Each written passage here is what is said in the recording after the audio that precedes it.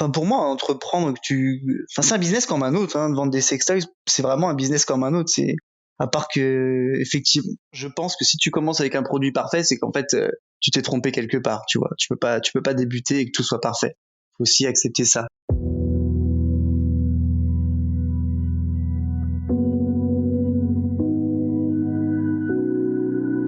L'entrepreneuriat attire de plus en plus de candidats. On dit que le sexe a toujours fait vendre. Pourtant, rares sont les entrepreneuses et entrepreneurs à oser franchir le pas du milieu de la sexualité. Il y a plein de choses à faire pourtant. Éducation, nouveaux pornos, applications, contraception, sextoys et autres accessoires. Il y a même un mot dédié pour les startups mêlant technologie et sexualité, la sextech. Vous pouvez trouver beaucoup de podcasts très intéressants sur l'entrepreneuriat, beaucoup de podcasts sur la sexualité sous toutes ses formes, mais qu'en est-il des deux ensemble ? Les entrepreneuses et entrepreneurs dans la sexualité et le plaisir existent pourtant, mais ils peinent parfois encore à se faire voir et entendre. Il y a encore sûrement plein de place à prendre dans ce milieu, alors qu'attendez-vous si cela vous intéresse ? Parce que peu importe vos peurs, il faut oser, comme souvent, et là peut-être plus. Mais l'entrepreneur ou l'entrepreneuse qui crée et vend des sextoys, qui réalise tous vos fantasmes, vous éduque sur votre corps ou monte un club libertin, rencontre en fait des problèmes souvent similaires à celui ou celle qui crée la dernière application à la mode, un jeu vidéo ou encore un restaurant. On verra quand même les quelques différences qu'il peut avoir. Le marché de la sexualité et des plaisirs est vaste, il touche tout le monde de plein de manières différentes et c'est pour ça que c'est un marché très intéressant. Avec le podcast de Talk, je vous propose de vous inspirer des entrepreneuses et des entrepreneurs qui ont osé. Écoute, merci beaucoup du coup pour d'avoir accepté de faire cet entretien.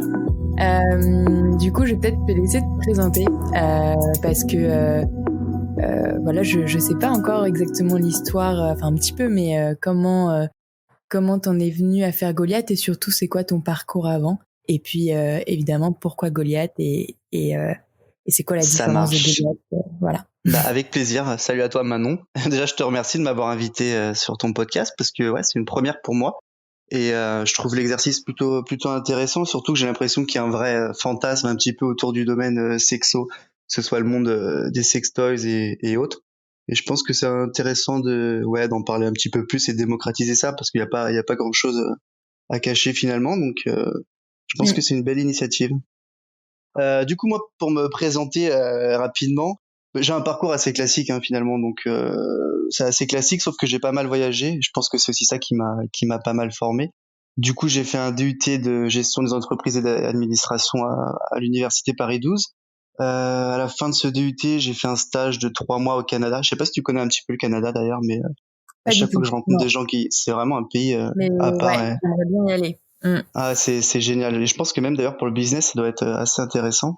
Et dans le milieu de la Euh, sexualité, je pense que ouais, il y a pas mal de choses intéressantes qui se passent aussi là-bas. En termes d'ouverture d'accord. d'esprit, même d'études. Enfin, en tout cas, je sais qu'au Ouais, Québec, ouais. c'est le pays des bisounours en fait, donc c'est assez Aussi. spécial, mais c'est vraiment génial. Donc ouais, même quand tu fais un stage en tant qu'étudiant, tu vois, comme première expérience, c'est vraiment top. Donc j'ai pas mal appris là-bas. Il y a une vraie bienveillance qui fait que tu vois, tu laisses un peu libre cours à ton imagination et aux possibilités, même sur le business, et je trouve ça top. Donc voilà. Après, j'ai fait une licence d'administration publique. Donc Ok. très orienté public. Bon, c'était un petit peu par dépit, hein, finalement je savais pas trop vers quoi me tourner. Et à la fin de cette licence, j'ai fait c'est pas vraiment un stage d'ailleurs, c'était du volontariat que j'ai fait 3 mois en Palestine dans une ONG qui collaborait avec la Voix de l'enfance. On a mis en place des camps d'été pour des enfants des camps de réfugiés. Donc expérience de dingue. Je parlais pas un mot d'arabe, enfin je parle toujours pas un mot d'arabe d'ailleurs, mais en T'as une fait avec les origine. enfants ouais, moi non, enfin j'ai aucun de mes grands-parents qui est né en France si tu veux. Donc D'accord. Ok. niveau origine, ouais, je suis un petit peu de partout, Mais, mais pas arabe. pourquoi tes parents ou tes grands-parents parlaient arabe? Non, non, du tout. En fait, ce qui s'est passé, c'est que moi, j'aimais beaucoup voyager et faire tu vois, le plus possible. Moi, tous mes stages, c'était à l'étranger. Et dès que j'avais l'occasion de voyager, je voyageais. Et en fait, j'ai Ok. la sœur d'un de mes amis qui était à l'ambassade de France à Jérusalem et qui ensuite est parti de cette ambassade pour s'occuper enfin, responsable de programme dans cette ONG. Et il cherchait des bénévoles pour les aider, pour mettre en place des camps d'été et différents événements. Et bah du coup, je me suis dit que ça serait une super expérience. Tu vois, je suis un petit peu parti à l'aventure comme ça, un petit peu Ah ok, trop en bien. mode insouciance, sac à dos. Non, Et mais je pensais que tu disais, oui, je parlais pas arabe comme si tu étais censé le parler, et c'est pour ça que je te demandais. non, mais c'est vrai que du coup, quand tu mets des camps d'été en place avec des enfants qui parlent que arabe et en fait les gens ne parlent pas trop anglais non plus, puis moi j'ai pas un anglais de fou non plus, tu peux te dire que c'est pas évident, tu vois, même pour bosser sur Bah ouais. place, pour pouvoir comprendre les enfants ce qu'ils veulent et tout. Et en fait, tu te rends compte que non. Tu disais que Sur oui, tu étais avec des enfants qui parlaient pas forcément bien anglais, toi ouais, non plus. voilà. Ça Et te c'est passait vrai bien que du quand coup, même. bah ouais, exactement. Finalement, t'as pas trop besoin de partager la même langue. Si tu joues avec eux, etc.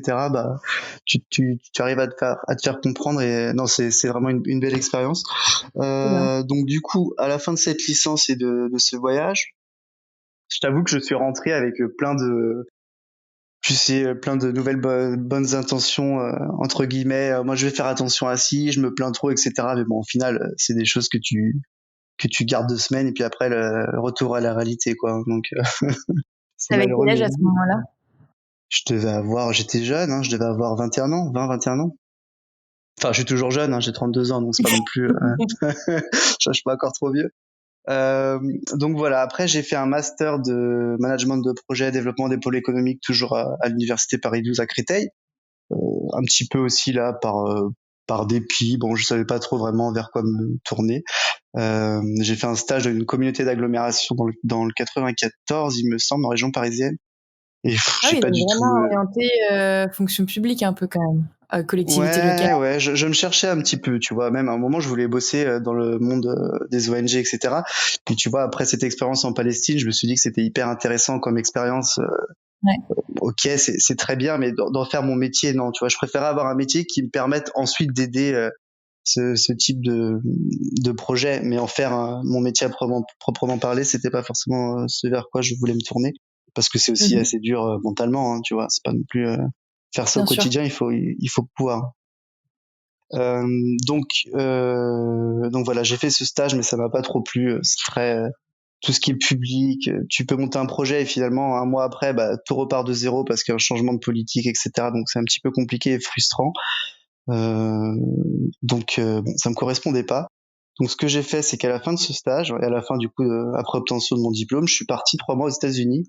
Donc justement, il faut savoir qu'en fait toute la partie du côté de ma mère, qui donc son père était iranien et sa mère italienne, toute la partie iranienne est partie vivre à Los Angeles. Sauf que je ne connaissais personne, donc je me suis dit bah ce sera le moment de partir là-bas, d'apprendre un petit peu l'anglais, pratiquer l'anglais et en même temps découvrir ma famille. Donc c'est ce que j'ai fait. Ouais, super expérience, pareil. C'est un petit peu comme dans les films, tu vois, où je suis parti à LM et du coup, j'ai fait toute la côte ouest en louant une voiture avec la musique à fond, lunettes de soleil. Enfin, Trop cool. ouais, trop cool. Et je suis allé à San Francisco, Las Vegas, Grand Canyon. Enfin, je me suis pas mal imprégné de la culture américaine et c'est vrai que ça m'a beaucoup plu. Tu vois, même, enfin, je me rappelle encore de les pool parties à Las Vegas, tu sais, comme dans les séries, quoi. Enfin, surréaliste. Et c'est vrai que quand t'es Ouais, jeune, en plus, tu dis, oh là, on a vu un petit peu, enfin, en gros, ouais, en février, avec le master, on avait un voyage d'études où on faisait une semaine où on rencontrait pas mal de startups à San Francisco, un peu tout cet univers-là, de la vallée et tout. ouais. Et après, on avait une semaine un peu vacances où on s'est un peu, chacun a fait son road trip. Il y avait des petits groupes et ouais, on est allé jusqu'à LA et par hasard, on s'est retrouvés, alors peut-être pas une énorme pool party, mais ouais, dans une petite soirée à côté, on s'est fait inviter comme ça au dernier moment, trop bizarre, enfin, mais trop sympa. On a l'impression Génial. de Ah, c'est une c'est suite, énorme. Et c'est vrai que c'est mais un autre monde, hein, finalement. Nous, à notre petit niveau de français, bon, même si on n'a rien à envier, mais c'est vrai que c'est une autre expérience. C'est totalement différent. Des fois, ça peut paraître même un peu fake, tu vois, en mode à chaque fois gros hug, etc. Mais c'est une autre approche et c'est assez intéressant. Tu me dis si jamais on est coupé ou pas. Hein. Je sais pas si on a été coupé non, non, pas du une tout, autre je te fois ou l'aurais pas. dit. Ok, ok, Et super. mais du coup, tu t'es resté combien de temps là? C'était après ton master, tu vas là-bas, tu vois ta Ouais, famille, tout trois ça. mois seulement, trois Ok, mois ouais, pas quelques. mal. Ouais, c'était vraiment une super expérience. Et là-bas, je me rends compte finalement que ouais, ce que je veux faire, c'est du business. Tu vois, je me suis dit bon, le public, etc., c'est sympa, mais moi, ce que je veux faire, c'est construire quelque chose et avoir ma propre société. Sauf que voilà, ma société dans quoi, je savais pas trop. Mais je savais, je sais pas pourquoi, mais je savais que je voulais bosser dans la restauration, pas en mode cuisinier, mais en mode je gère mon resto, je gère une équipe et je manage des restos. Ok. Rien à voir avec les études, mais c'est vraiment ce qui m'attirait. Du coup, je suis rentré en France, à Paris, parce que j'avais mon petit studio d'étudiant à Paris. à l'époque. Donc j'en parle à mes parents, je dis bon bah voilà, moi j'aimerais bien finalement me lancer dans la restauration. Bon, bah, j'ai une famille en or, hein, donc j'ai de la chance et ils me soutiennent quoi que je fasse. Et bah ils m'ont ils m'ont dit ok, si c'est ce qui te plaît, vas-y fonce. Donc j'ai postulé à Hippopotamus, je sais, tu vois, tu connais, je suppose, enfin, tout le monde connaît. Oui, oui, bah ouais, Euh, de toute façon, ouais. je me suis dit en fait pour commencer et apprendre les bases du métier, je veux pas commencer dans un petit bistrot où c'est un petit peu à l'arrache. Et je cherchais une chaîne, tu vois, où c'est assez carré finalement euh, pour euh, pour apprendre.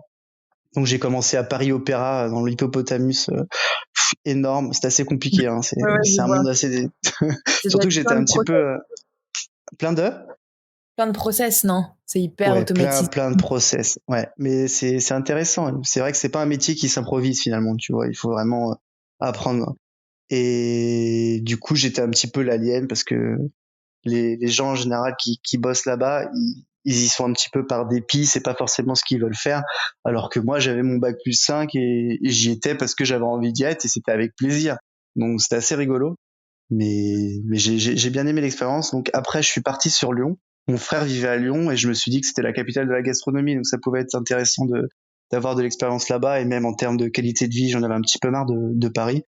Donc je suis parti à Lyon, j'ai fait pas mal de restaurants là-bas, plus brasserie lyonnaise, etc., plus familial pour le coup une fois que j'avais les bases. C'est vrai qu'on a beau dire, mais l'expérience parisienne, c'est de l'or, hein. Après, je pense que quand tu vas dans d'autres villes et que tu as eu de l'expérience sur Paris, ça n'a rien à voir. Enfin, malheureusement, heureusement, je sais pas, mais en tout cas là-dedans, c'était un fait. Et du coup, je suis passé de serveur, puis après, j'ai un petit peu évolué en mode responsable de restaurant. Ça a duré 3 ans, je crois. Et mon patron de l'époque, d'ailleurs, m'avait mis sur l'ouverture d'un nouveau restaurant qui comptait ouvrir. Donc, on a mis en place toute l'ouverture, etc. Et puis, ça s'est pas très bien passé. J'étais pas, je sais pas, ça commençait, tu vois, un petit peu à me saouler. Le problème, c'est que je gagnais bien ma vie, du coup, à cette époque-là. Sauf que j'avais pas du tout le temps d'en profiter, ni de dépenser finalement mon argent, ni de voir mes amis. Donc, j'étais un petit peu moins à fond et ça me Ouais, parce que gavait. tu Donc, as un métier qui est hyper prenant. Enfin, tu fais ouais, que ça, parce que c'est des horaires particuliers, c'est, même en tant que manager, j'imagine. ah ouais, puis tu vois, pour être bon manager, et je pense que d'ailleurs après c'est une super école. Franchement, l'école de la restauration, je crois qu'en termes d'expérience, il y a vraiment pas mieux, tu vois, c'est juste génial. Mais effectivement, ouais, si tu es un bon manager, tu montres l'exemple, donc tu mets aussi la main à la pâte et pour le coup, bah forcément, ouais, c'est très fatigant. Et bon, surtout quand tu fais des coupures, donc c'est-à-dire que tu bosses le matin, le midi, puis tu as une pause un petit peu l'après-midi, donc tu rebosses le soir. Donc au final, tu es toute la journée sur place. Bon, bah, clairement, t'as pas de vie, hein. Donc c'est vrai que c'est assez problématique. C'est pas ce vers quoi je voulais aller, moi. Commencer à te rendre compte un peu des limites de ce domaine-là, enfin, en tout cas, par rapport à toi, ton idéal de, pas Ouais, d'équilibre vie perso, c'était pas ce qui, tu te rendais compte exactement. que c'était pas ce qui te correspondait le mieux. Donc mon patron m'a dégagé, hein, on peut le dire. Il m'a viré. Je crois que c'est la meilleure chose qui me soit arrivée dans la vie au final. Donc c'est sûr, sur le coup, c'est un peu. Je m'en doutais. Hein, que enfin, tu vois, tu t'en rends compte finalement quand ça se passe très bien et que t'es pas bien. Donc je le remercie maintenant parce que je crois que c'est vraiment comme quoi, hein, les choses qui peuvent paraître négatives à un moment finalement, ça se transforme en quelque chose d'hyper positif. Donc voilà, j'ai arrêté la restauration, une dizaine de mois au chômage. Alors la grosse remise en question, j'étais un petit peu mal dans mes baskets. En plus, à l'époque, j'étais en coloc avec mon frère, qui est lui aussi d'ailleurs adorable, toujours à me soutenir. Mais c'est vrai que quand tu sais pas vraiment ce que toi tu veux faire, que t'as du mal à te trouver et que tu te cherches, t'as pas forcément la tête à faire la fête. C'est un petit peu compliqué. J'étais pas très bien. Et un jour, il m'a envoyé une vidéo d'un mec qui s'était lancé sur le e-commerce. J'ai regardé un petit peu tout ça. Je me suis dit bon, pourquoi pas, approfondissons. Sauf que je ne savais pas vraiment vers quel domaine me tourner, quoi vendre. Moi, je voulais toujours créer ma société, vendre des produits, quelque chose, mais je savais pas quoi. Et j'ai failli, je me souviens à l'époque, j'ai failli me lancer dans le commerce de, comment on appelle ça, des powerbanks, tu sais, des batteries externes en fait, pour recharger ton téléphone, etc. Et je me souviens que j'avais cherché tous les fournisseurs aussi, je m'étais renseigné, puis c'était très compliqué, il y avait déjà pas mal de concurrence. Enfin, je sais pas, j'ai abandonné l'idée. Et j'ai du coup pas mal étudié quel domaine fonctionnait, quel domaine pouvait aussi être amélioré. Et parce que finalement, je pense que là-dessus tu dois aussi un petit peu me rejoindre, mais c'est vrai que le milieu de la sexualité, il y a une image encore, je trouve, qui est assez négative, en tout cas un petit peu old school en fait, parce que C'est sûr. ouais, puis aujourd'hui je trouve que ça commence à changer et tant mieux, mais c'est vrai que je sais pas, c'est il y a 10 ans, il y a 5-10 ans, c'était très, enfin ouais, je Oui, pense parce que que là, tu commences à te pencher sur le sujet, c'est il y a combien de temps du coup? Enfin, c'était en quelle année? il y a 4 ans, je vois, il y a 4 ans, environ 4 ans, je pense. Oui, donc Et c'était oui, même donc encore plus peut-être fermé que maintenant, dans le sens où en tout cas on n'en parlait pas, on n'en parlait peut-être pas autant sur Instagram par exemple, ou sur d'autres médias. clairement. Honnêtement, Et sur Instagram, la différence que je note, c'est ça fait quelques années là, ça fait 1 ou 2 ans où ça prend vraiment de l'ampleur, même pas quoi. c'est Et sûr. ouais, donc voilà, je me dis bah tiens, ça peut être un marché où vraiment on peut apporter quelque chose de différent au lieu de toujours voilà. En fait, le sextoy, il y a une image, c'est le produit que tu offres à un enterrement de vie de jeune fille pour rigoler, tu sais, pour faire quelque chose de fun. Mais il n'y a pas cette image de produit. Moi, ce que je veux, en fait, quand les gens ils achètent un iPhone, tu vois, un sextoy, et ben justement, c'est qu'ils voient ça comme un iPhone. Tu vois l'idée un petit peu. Alors, je sais que c'est un petit C'est peu complètement ambitieux, d'accord. Ouais. mais moi, j'y crois et je trouve que, enfin, après, faut aussi ouvrir les yeux. Faut pas être hypocrite parce que bon, la sexualité, tout le monde la pratique. Enfin, j'espère en tout cas. C'est ce que je leur souhaite aux gens. Mais ouais, il y a un petit peu, je sais pas, une zone fantasmée là-dessus qui est, à mon sens, un petit peu ridicule. Je pense qu'on peut faire de belles choses et changer un petit peu l'image. En tout cas, notre génération, la tienne comme la mienne, hein, je considère qu'on a presque le même âge. On a quelque chose à jouer là-dessus, je pense. Je pense qu'il y a quelque chose d'intéressant à apporter. Donc du coup, oui, effectivement, Bon, bah, t'inquiète, on va y revenir après sur vraiment la sexualité en général. Je pense que ouais, là, peut-être d'abord juste finir ou le continuer plutôt sur commencement, les Goliath. prémices de Voilà, Goliath. enfin, il y a pas un problème, mais voilà, il y a des choses à faire ou à moderniser. Enfin, peu importe la manière dont tu as voulu commencer, tu t'es dit il y a des choses à faire dans le milieu de la sexualité. Et du coup, qu'est-ce que tu t'es dit? Parce qu'il y a, du coup, il y a des choses à faire, mais il y en a plein et pareil, il faut choisir, quoi. Là, t'avais choisi le domaine peut-être, mais après, c'est le Ouais. quoi ou le comment. Alors voilà, donc j'avais choisi le domaine. Je me suis dit en plus qu'effectivement c'est un milieu qui connaît pas forcément la crise. Bon après il y a des saisonnalités, mais pas vraiment non plus. À part effectivement la Saint-Valentin ou Noël, mais finalement, enfin, avec le peu de recul, je me rends compte que toute l'année tu vends du sex toys. Euh, et du coup, ce que je voulais pas moi, c'était vendre des produits justement pas vulgaires parce que ça n'existe pas trop la vulgarité là-dedans, je trouve. Mais bon, un petit peu quand même. Tu vois, je voulais pas vendre par exemple un godemiché en forme de verge qui pourrait prêter justement à sourire. Moi, je voulais une approche plus design et plus classe. Et surtout, Bien je sûr, voulais pas pas de des trucs produits ultra réalistes, enfin, cheap, réalistes. ouais, puis surtout cheap avec du plastique et tout dégueu. Ouais, le plastique veineux, et puis avec une taille un peu trop grosse pour que ce soit un Ouais, peu, pas clairement, grotesque, mais ouais, mais caricature, presque. cliché. Ouais, Hmm. c'est ça. Donc, je voulais sortir de ça. Et je voulais pas non plus proposer des produits avec des piles. Et bon, c'est vrai qu'il y a 3 à 4 ans, déjà, il y avait vraiment énormément de produits finalement avec qui fonctionnaient avec des piles sur le marché. Maintenant, c'est devenu un petit peu la norme que ce soit qu'avec des batteries, mais à l'époque, c'était pas forcément ça. Et donc je me suis dit bah le mieux en fait pour réussir à trouver ce qui me plaît, parce que c'est bien beau de rester derrière son ordinateur, mais c'est assez difficile. Et finalement après m'être renseigné pas mal de temps, faut pas se leurrer aussi, les sextoys, c'est un peu comme les iPhones, ils sont pas fabriqués aux États-Unis ni en France. Et il fallait aller directement là où ils se font en Chine. Donc j'ai pris mon courage à 2 mains et je suis parti 15 jours en Chine avec mon Non, téléphone en mode Google Translate, parce trop que c'est vrai que bien. ouais, c'était une petite aventure assez rigolote aussi, un peu difficile au début, mais finalement les Chinois sont hyper accueillants hein, et ça s'est bien passé. Mais c'est vrai que c'était un peu compliqué parce qu'ils parlent pas vraiment anglais. Tu vois, même dans les hôtels, ils parlent pas trop anglais. Donc j'étais là avec mon téléphone, Google Traduction, en parlant en français, en essayant que ça traduise correctement en chinois. Donc grosse expérience. Et là-bas, pendant 15 jours, j'ai fait la tournée des usines et des partenaires. Donc effectivement, tu as tout, tu as des usines qui sont un petit peu à l'arrache, si on peut dire, et d'autres qui sont ultra clean et ultra modernes. Et voilà, j'ai noué des partenariats, j'ai pris des contacts, j'ai sourcé en fait, j'ai sourcé les produits qui me plaisaient et ça a commencé comme ça. J'ai choisi qu'un produit, un produit au début. J'avais pas beaucoup de budget, hein, je me rappelle, j'ai dû investir au départ 2000 euros peut-être. Donc tu vois, tu fais pas des folies avec ça. Et quand j'ai testé le premier produit et que j'ai vu que bon, je commençais à en vendre un petit peu pas des grosses quantités, mais tu vois, je faisais quelques commandes par-ci par-là. Je me suis dit, allez, là, je le sens bien, c'est le moment d'investir. Je vais tenter le tout pour le tout. Je vais essayer vraiment d'investir là-dedans. Donc, j'ai misé toutes mes économies. J'ai mon frère aussi, que je remercie encore, qui m'a prêté de l'argent, et pareil, mes parents. Donc, en fait, du coup, ça te met aussi une grosse pression, tu vois, quand t'as tes proches qui t'aident.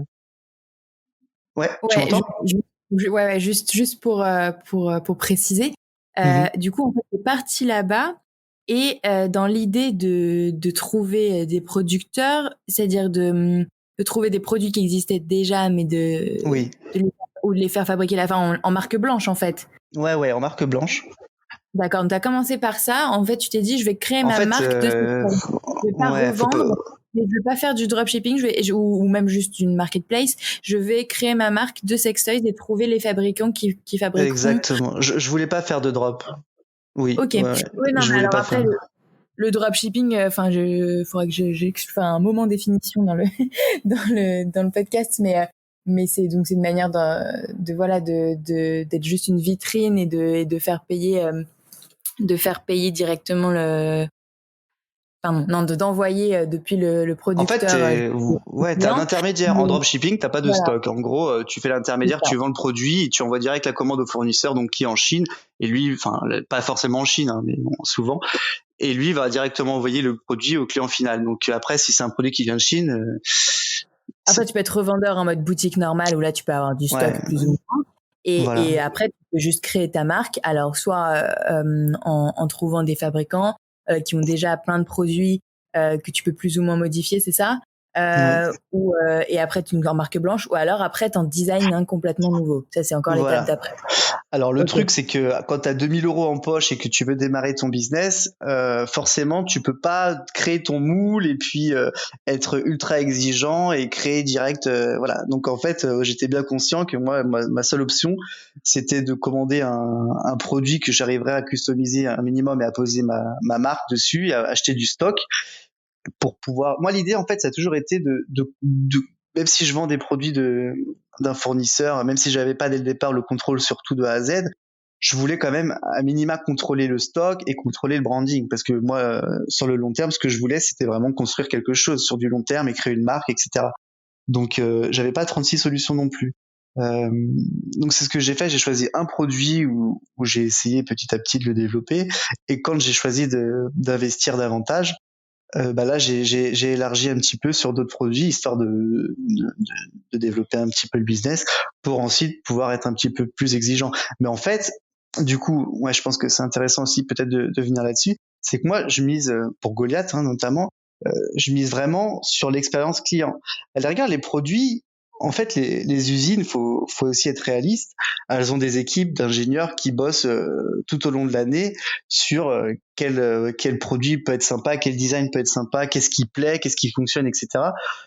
Toi, avec ta petite société, sans avoir beaucoup de sous derrière ni d'équipe, je pense pas que tu peux arriver comme ça et avoir la prétention de proposer un produit qui soit génial. Tu vois, il faut aussi rester humble et lucide par rapport à ça. Donc, en fait, nous, on a tenté de faire un moule, notre propre moule pour un produit, etc. Et franchement, ça a pas forcément fonctionné.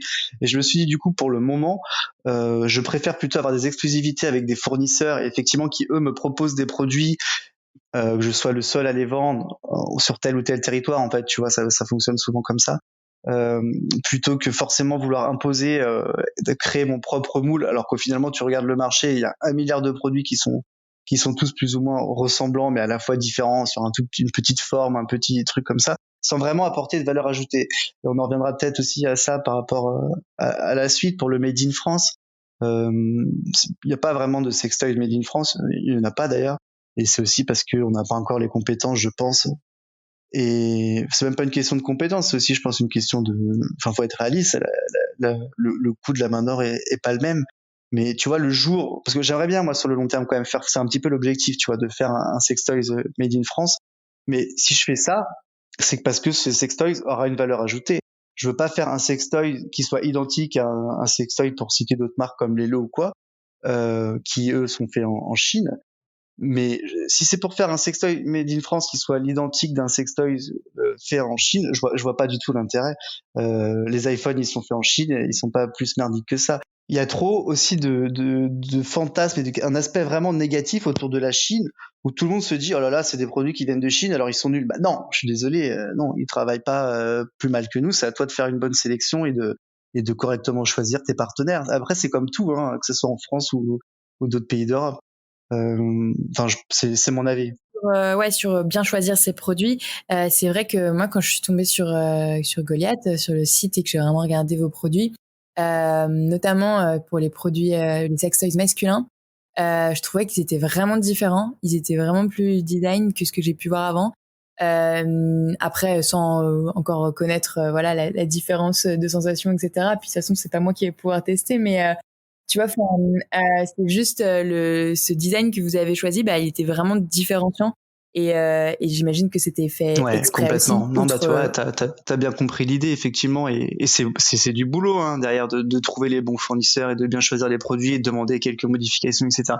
C'est clair que c'est du boulot, mais je pense que sur le long terme, c'est ce qu'il y a de plus intéressant. Après, il faut être aussi en adéquation avec ce que toi, en tant que chef d'entreprise, tu recherches et l'idée que tu as finalement de ta marque sur le long terme et ce vers quoi tu veux tendre, hein. Moi, c'était avec ça aussi que j'étais à l'aise, tu vois, c'est peut-être aussi ça la clé du truc, c'est que moi j'aurais peut-être pas forcément été à l'aise de vendre des produits dégueux et qui soient moches et vulgaires. Euh, Tu Bien vois, sûr. c'est un choix aussi qui s'explique comme ça. Euh, Oui, non, mais t'as construit du coup ta marque en choisissant bien tes produits, bien tes fournisseurs. Et ça, c'était déjà donc, dès le début, c'est comme ça. Donc, t'es parti tout seul finalement en Chine, ouais, je c'est suis ça? parti tout seul. Je suis parti tout seul. C'est vrai que des fois j'y repense et je me dis, j'étais assez aventurier il y a 10 ans. Enfin, il y a 10 ans, non, là, il y a 5 ans, quoi. Mais c'est vrai, entre le Canada, la Palestine, la Chine, j'ai fait pas mal d'autres voyages d'ailleurs, mais j'aime bien voyager seul, je trouve que c'est un vrai enrichissement. Je conseillerais d'ailleurs à tout le monde, Ouais, quand t'es étudiant, si tu peux, je suis complètement d'accord avec ouais, ouais, c'est des expériences à part. toi. Ouais, j'ai découvert ça il y a pas longtemps et c'est vrai que ça forme et t'apprends bien et en plus concrètement t'es aussi plus libre et tu vas où tu veux quand tu veux, hein, qu'on se le dise. Clairement, ouais, non, c'est clair. Mais et là, bah, justement sur le cadre d'être seul en voyage, comment ça se passe sur Goliath, genre là donc t'étais tout seul au début, comment c'est aujourd'hui, comment ça a grandi ou pas, est-ce que t'as besoin de t'entourer, comment en termes de ressources humaines si je puis dire Ouais, comment bien ça se sûr. passe? Bah, clairement, oui, t'as besoin de t'entourer. Alors qu'au début, je faisais un petit peu tout seul, donc c'était pas évident, hein. Tu aurais connu le site au départ, il y avait qu'un produit, j'avais pas trop de budget, donc je me rappelle, c'était un freelance qui m'avait fait le site pour une somme dérisoire. C'était adorable d'ailleurs de sa part. Mais bon, voilà, c'est comme ça, hein. Tout ne se fait pas en un jour. Il faut aussi accepter le fait de pas pouvoir commencer avec un produit qui soit. D'ailleurs, je pense que si tu commences avec un produit parfait, c'est qu'en fait, tu t'es trompé quelque part. Tu vois, tu peux pas débuter et que tout soit parfait. Il faut aussi accepter ça. Donc du coup, j'étais seul. Maintenant, je bosse avec des freelances. Donc en fait, moi, c'est assez original parce que j'allais dire amical, mais en fait, c'est presque familial. Euh, C'est-à-dire que j'ai connu Alexandra, qui est journaliste sexo, qui du coup m'a pas mal aidé sur les contenus et m'a orienté sur comment aborder aussi un petit peu le sujet. Ensuite, j'ai connu, donc maintenant je bosse avec Mathieu qui s'occupe des réseaux sociaux et qui est son compagnon.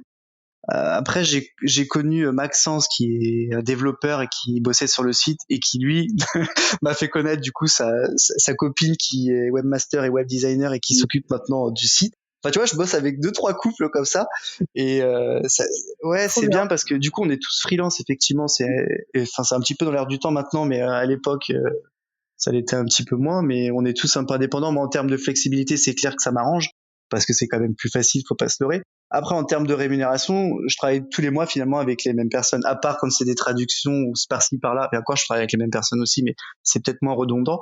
Mais tu vois, pour tout ce qui est SAV, site web, contenu, etc., et même le design des packaging avec Rossé, c'est toujours les mêmes personnes. Et je crois que c'est aussi là où j'ai de la chance parce que c'est des gens du coup qui s'investissent dans le projet. Parce qu'on pourrait se dire, c'est des freelances, bon, ils font une mission et finalement ça les intéresse pas plus que ça d'approfondir le sujet. Et du coup, moi, c'est pas le cas. Et là-dessus, ouais, je leur suis reconnaissant parce que je pense que c'est quelque chose d'hyper important. Après, c'est une question aussi de relationnel. Je pense il y a le côté effectivement rémunération. Faut pas essayer d'arnaquer les gens non plus. Moi, de toute façon, j'ai pas d'ego par rapport à ça et je préfère m'entourer de personnes enfin, c'est même mon objectif, hein, de m'entourer de personnes qui sont meilleures que moi. Et si je dois payer les gens plus que moi, j'ai pas de souci par rapport à ça. Du moment que ça permet à la société de se développer, bah écoute, allons-y, tu vois, c'est pas du tout un souci. Mais c'est intéressant parce que sans rentrer peut-être dans les détails de la rémunération, en fait, ça c'est plus rentable. Enfin, ouais, j'imagine que c'est plus intéressant pour toi du coup de passer par des freelances, même si voilà c'est des freelances avec une relation sur le long terme, plutôt que de les embaucher directement en interne, parce que t'as peut-être pas besoin de leur service tout le temps en fait. Et le reste du temps tu peux gérer à peu près tout Au seul. début, quand tu crées ta boîte, enfin en tout cas moi, j'avais pas beaucoup de fonds. Et donc j'essayais d'optimiser au maximum tout ce que je pouvais. Et clairement, le fait de pas avoir de salarié que tu payes tous les mois, c'est quelque chose c'est une énorme économie parce que au départ, tu as des besoins qui sont spécifiques. T'as pas besoin d'avoir quelqu'un à plein temps pour s'occuper de telle ou telle mission. En général, c'est des petits points Bien par-ci sûr. par-là. Où effectivement, le fait d'avoir juste à rémunérer une personne de temps en temps, ça aide énormément. Maintenant, c'est du récurrent parce que maintenant la société se développe et que je suis amené à faire des choses plus importantes. Donc effectivement, c'est reste des freelances, mais c'est presque comme des rémunérations. Euh, et c'est ce qui est intéressant. Mais tu vois, moi, je pense que enfin, en tout cas, ma vision, c'est qu'on peut faire de grandes choses avec des petits moyens. Et en fait, c'est vraiment ce que j'essaye de faire aussi. T'as pas forcément besoin d'un énorme budget parfois pour faire des choses qui soient géniales. Euh, J'allais dire de la débrouille, mais ça paraît presque péjoratif, Bah mais non, c'est mais c'est presque ça, ça, quoi. mais je parle de même maintenant. Pas, en fait, oui, tu perds même pas de temps à chercher de nouveaux freelances puisque tu travailles toujours avec les mêmes et voilà, et t'as pas besoin de les embaucher en interne. Ou alors peut-être que t'as pu passer par des stagiaires ou pas du J'ai tout? reçu des propositions de stagiaires, mais je me sens pas encore à la hauteur pour pouvoir être disponible suffisamment. Et alors, si tu prends un stagiaire, je pense qu'il faut aussi être là. Il faut que ça soit une expérience enrichissante pour lui et que ça en vaille le coup, et que tu puisses vraiment du coup te dédier à ça. Enfin, je pense que c'est de la transmission aussi, et du coup, voilà, prendre un stagiaire juste parce que ça coûte rien et qui va faire du travail que non, je vois pas, je vois. Oui, c'est ça qui me dérange beaucoup. Ouais. Il y a un réflexe, je trouve, chez pas mal de gens, mais qui est aussi compréhensible, hein, de passer par des stagiaires. Au début, quand on n'a pas beaucoup de moyens, mais est-ce qu'on a suffisamment à leur apporter au début? Et surtout, moi, j'étais la première à refuser des stages si c'était pas assez Mm. rémunéré ou à essayer de trouver un petit boulot à la place. Alors, je vois pas pourquoi je ferais subir ce que j'ai pas voulu avoir, mais du coup, non, pas de stagiaire, freelance. Bah, c'est intéressant Freelance. comme Après, fonctionnement. je me ferme pas à la possibilité non plus d'avoir des salariés par la suite. Hein. Si la société vraiment croît de façon hyper importante et que peut-être dans le futur, ça sera un choix et j'aurai besoin de passer par là, il n'y a pas de souci non plus. Bon, à l'heure actuelle, c'est pas Ok. nécessaire parce que effectivement, je pense qu'on est hyper efficace comme ça. Et en fait, honnêtement, tiens, d'ailleurs, ça serait intéressant de leur poser la question. Mais je pense que si tu posais la question aux personnes avec lesquelles je travaille, est-ce qu'elles aimeraient être salariées? Je crois qu'elles te répondraient que non, hein, qu'elles préfèrent garder leur liberté. Et Ouais, elles ont choisi ce mode de vie aussi, bah c'est donc ça. ouais. Ok. Puis moi, j'ai un petit peu cet état d'esprit là aussi. Et au-delà de ça, en fait, ce qui t'intéresse, c'est un résultat. C'est pas forcément moi que la personne doive pointer à 8 heures du matin et rester dans un bureau. Au final, il y a pas mal de distractions et je suis même pas sûr enfin, elle va rester 9-10 heures au bureau. Elle va bosser réellement peut-être la moitié du temps. Si la personne elle est freelance, elle préfère bosser bah, la nuit de chez elle. Moi, peu m'importe. Tu vois, du moment que le travail est bien fait, c'est ce qui compte. Et si elle est plus à l'aise comme ça, c'est tant mieux. Donc Mm. non, là-dessus, j'ai pas trop de. Mais je pense que c'est l'avenir. Hein. Je pense que beaucoup de sociétés vont se tourner vers ce système-là. Je pense. De toute façon, on Clairement. voit Ouais, non, actuellement moi, avec la crise, c'est un peu vers ce vers quoi on se tourne. ouais, exact. Et du coup, tu parlais de financement au début, ce qui justifiait un peu, voilà, le fait de pas recruter, ce qui est normal. Et le fait, tu disais que c'est l'entrepreneuriat, c'est un peu aussi se débrouiller. Où je suis complètement d'accord. Et du coup, en termes de financement, comment ça s'est passé? T'as fait vraiment petit à petit, ou il y a un moment où tu t'es dit, ah là, voilà, j'ai de la demande, j'ai besoin peut-être de faire une plus grosse commande auprès de mon ou mes fournisseurs. Est-ce que j'ai assez de fonds? Est-ce que j'ai besoin de financer ou pas? Bah là, c'est le là, c'est le suspense. Hein, le financement, tu t'en doutes qu'il y a des certains soucis dans notre milieu pour être financé. Ouais, bah oui, j'ai vu ça. Même juste pour avoir un moyen de paiement sur un site internet, j'ai vu que c'était compliqué. Alors, je n'imagine pas la suite. Enfin, je commence à imaginer Ouais, la j'ai vu suite. ça. Donc moi, j'ai pas eu ce problème-là avec justement cet outil-là où j'ai eu de la chance. Pour le coup, j'ai pas eu ce problème-là. Par contre, effectivement, Quand j'ai commencé, c'était en fonds propres, donc j'avais même pas de crédit. En fait, j'ai commencé, alors voilà, je raconte un peu le truc. J'ai commencé en micro-entreprise, tu vois, c'était un peu comme auto-entrepreneur. Après, je suis passé en entreprise individuelle. Donc là, la banque te D'accord. demande rien, il y a pas de statut, rien, donc ils s'en fichent un peu de ce que tu fais. Et ensuite, je suis passé en société. Et là, c'est le drame. Là, là, ton monde s'écroule. Je pensais que ça allait être hyper simple, mais pas du tout. Parce que ce qui s'est passé, c'est que dans les statuts de la société, moi, je voulais pas mentir et je voulais mettre l'activité que je faisais, donc vente de sextoy, etc. Tous les banquiers me disaient OK, enfin, d'ailleurs ma propre banque. Et en fait, quand le dossier remontait au siège, en tout cas, c'est ce qu'on me disait, bah, tout était refusé. Donc, ma propre banque, la banque de mes parents, la banque de mon frère qui pourtant a aussi une salle de sport, donc tu vois, il y a le côté business. Eh ben non, tout m'a été refusé et c'était pas pour demander un crédit, c'était pour déposer de l'argent en fait, parce que l'activité était déjà rentable, mais je ne pouvais pas avoir de compte, donc juste pour déposer. Enfin, la situation est hallucinante, mais hallucinant. Et c'était très compliqué. Hein. J'ai failli j'ai failli du coup construire ma société hors de France parce que j'arrivais pas à avoir de banque en France. Enfin, tu vois, le truc c'est quand même pas possible. Ça c'est surréaliste. Et au final, c'est grâce à mon comptable qui avait un contact dans une banque, directeur de banque, que j'ai réussi à trouver une banque. Et d'ailleurs, on en a parlé, je crois, la dernière fois, mais en fait, il y a différentes banques et dans certaines, la décision se prend au niveau de l'agence. C'est notamment le cas des crédits mutuels. Donc d'ailleurs, je salue Crédit Mutuel via leur ban gratte-ciel. Je les remercie encore de leur confiance. Mais tu vois, c'est des gens qui te font confiance et du coup, bah, en même temps, toi, tu veux pas les décevoir. Et après, c'est des relations humaines et je trouve ça chouette. Mais effectivement, du coup, des banques comme le Crédit Mutuel, je pense, ou les CIC, pardon, euh, pour entreprendre, je crois que c'est des banques hyper intéressantes et ouvertes sur l'entrepreneuriat et qui accompagnent je pense de façon efficace leurs clients.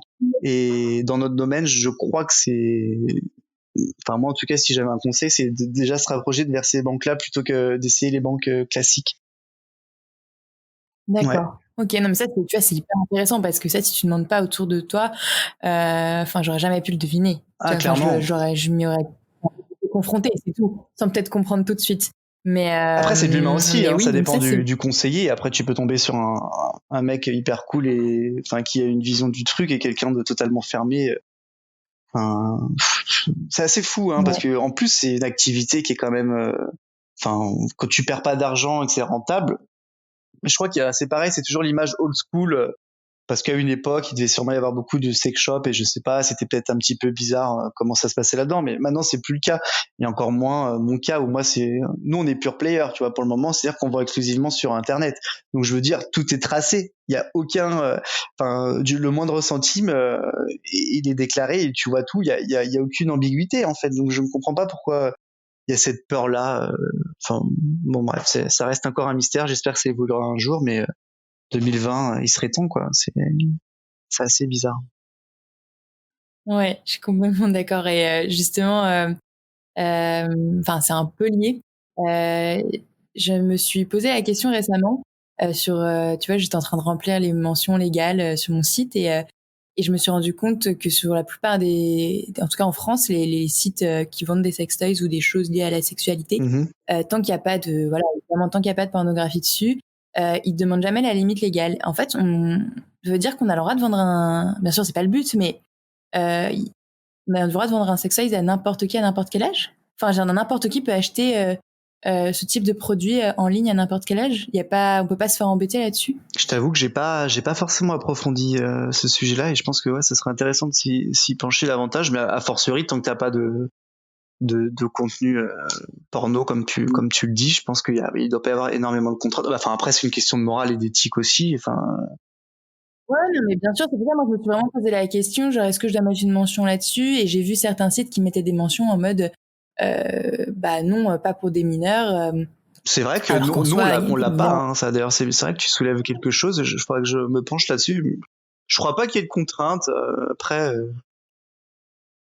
Mais après, si t'as 17 ans, c'est pas trop problématique. Par contre, si t'en as 13, oui, là, oui, c'est un problème.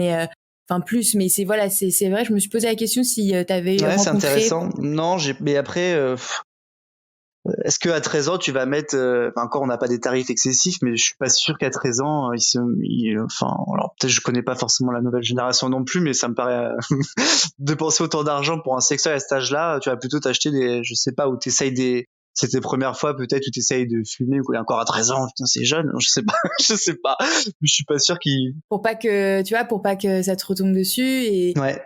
voilà, me poser cette question, tu vois, de Non mais c'est contraintes légales. intéressant, ouais, Et effectivement. sinon, est-ce qu'il y en a d'autres? Est-ce qu'il y avait des contraintes légales qui font que, voilà, ce milieu est si différent que les autres Bah, ou, à ou ma pas spécialement? connaissance, non. Alors, ça fait pas non plus des milliards d'années que je suis dans ce domaine, donc je connais pas tout et j'ai pas la prétention de tout connaître. Donc, tu vois, j'apprends en même temps et c'est intéressant. Non, enfin, mais enfin, c'est pas non plus. Enfin, je veux dire, dans ce cas, enfin, tu vends pas du tabac, quoi. En fait, on vend du plaisir. Hein. C'est pas non plus, c'est pas très risqué en soi, je pense. Donc, bon, à part Ouais. effectivement. Non, mais je suis là, c'est sûr, mais bon, c'est plutôt une histoire, voilà, d'image, de morale, de mœurs, et je me demandais si on pouvait avoir encore des contraintes comme ça, juridiques, peut-être Pas à ma connaissance, mais peut-être. Hein, parfois pas. ça serait peut-être intéressant d'approfondir, mais je vois pas. Et alors, ça fait un peu lien, mais tu vois, ce qui m'a marqué sur ton site, outre le design et forcément enfin, le design des produits et du site, c'était le fait qu'il y ait marqué satisfait ou remboursé si vous n'aimez pas utiliser votre jouet. Nous le reprenons jusqu'à 15 jours après l'achat. Mais comment tu fais ça en fait Ah sur bah ce type de produit? ouais, en fait c'est même le cœur de l'expérience client que je veux procurer à notre communauté et à nos clients. Si tu veux, le produit est hyper intéressant. Évidemment, il faut choisir des bons produits, mais moi je veux pas m'arrêter à ça et je veux vraiment aller au-delà du produit. Je veux créer une super expérience client où quand la personne hésite ou que c'est son premier sextoy, elle sait pas trop quoi faire, je veux qu'elle se dise bon bah si on achète un produit Goliath, de toute façon quoi qu'il arrive, on sera satisfait. S'il y a un problème, on sera satisfait. S'il y a quoi que ce soit, on sera satisfait. Si je connais pas trop mon corps, bon bah de toute façon ils proposent des formations qui sont gratuites dès que tu achètes un produit, donc ça va m'aider aussi à connaître un petit peu mon anatomie et sans pression, sans rien, accepter le fait qu'il n'y a pas besoin de courir vers l'orgasme, que voilà c'est cool, tu vois, qu'il y a un rapport à la sexualité qui est cool, il n'y a pas besoin de se prendre la tête ni de faire une compétition. Et du coup, le SAV, ça fait partie de tout ça. Ça fait partie de l'expérience client que je veux proposer. Et dès le départ, hein, même dans le choix des produits, par exemple, nous, on a fait le choix de toujours mettre une petite pochette de voyage dans nos boîtes avec nos sextoys, qui à l'époque ne se faisait pas trop.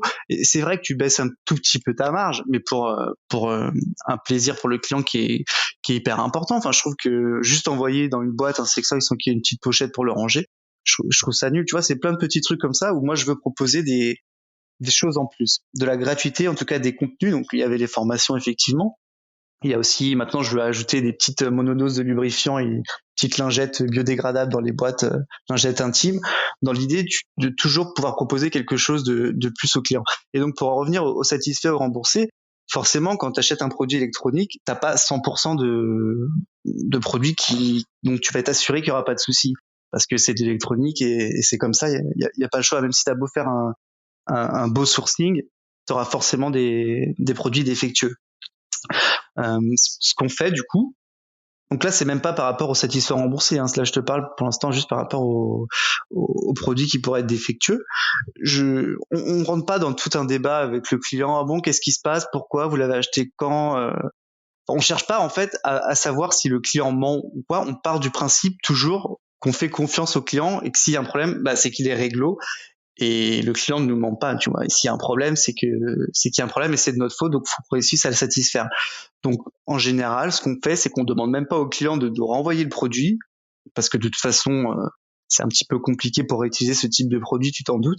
Alors après, ce qui peut être intéressant, c'est de le recycler. Et là-dessus, j'ai vu que Passage du Désir avait lancé le recyclage des sextoys. Même si tu l'avais pas acheté chez eux, tu peux aller le déposer dans un de leurs points de vente. Donc ça c'est génial, du coup ils vont avoir plein de sextoys Goliath sans les vendre à recycler, c'est parfait. Et je trouve que c'est une super initiative.